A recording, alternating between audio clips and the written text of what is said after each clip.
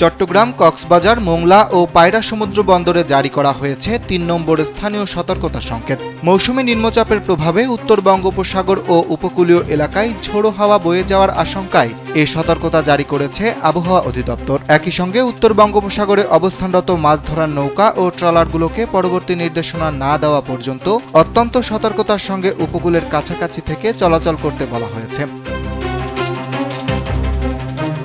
বাংলাদেশের দক্ষিণ পশ্চিম অঞ্চল ও পশ্চিমবঙ্গ উপকূল সংলগ্ন উত্তর পশ্চিম বঙ্গোপসাগরে অবস্থানরত মৌসুমী নিম্নচাপটি আরও পশ্চিম ও উত্তর পশ্চিম দিকে অগ্রসর হয়ে বর্তমানে ঝাড়খণ্ড ও তৎসংলগ্ন এলাকায় অবস্থান করছে। জীবন অবাক না করলে কে করবে? 28% মিল্ক ফ্যাটের অবাক করার সাথে ফ্রেশ মিল্ক পাউডার। জীবন অবাক করুক প্রতিদিন। এটি আরও পশ্চিম ও উত্তর পশ্চিম দিকে অগ্রসর হয়ে ক্রমান্বয়ে দুর্বল হয়ে যেতে পারে। তবে নিম্নচাপটি স্থলভাগে অবস্থান করলেও এর প্রভাবে উত্তর বঙ্গোপসাগরে বায়ুচাপের তারতম্যের আধিক্য বিরাজ করছে। ফলে সাগর, সমুদ্র বন্দর ও বাংলাদেশের উপকূলীয় এলাকার উপর দিয়ে ঝোড়ো হাওয়া বয়ে যেতে পারে।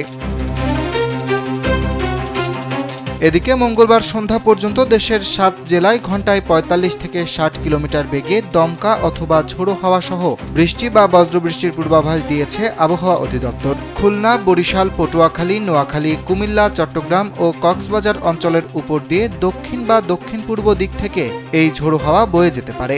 একই সঙ্গে অস্থায়ীভাবে বৃষ্টি অথবা বজ্রসহ বৃষ্টি হতে পারে। এসব এলাকার নদীবন্দরগুলোকে ১ নম্বর সতর্কতা সংকেত দেখাতে বলা হয়েছে। অর্থাৎ নিম্নচাপটি আরও পশ্চিম ও উত্তর পশ্চিম দিকে সরে গিয়ে ধীরে ধীরে দুর্বল হওয়ার সম্ভাবনা থাকলেও এর প্রভাবে সাগর ও উপকূলীয় এলাকায় এখনও ঝোড়ো হওয়ার আশঙ্কা রয়েছে। তাই সমুদ্র বন্দর ও সাগরে থাকা মাছ ধরার নৌযানগুলোকে সতর্ক থাকার পরামর্শ দিয়েছে আবহাওয়া অধিদপ্তর। অরিত্র বাসু, কালবেলা।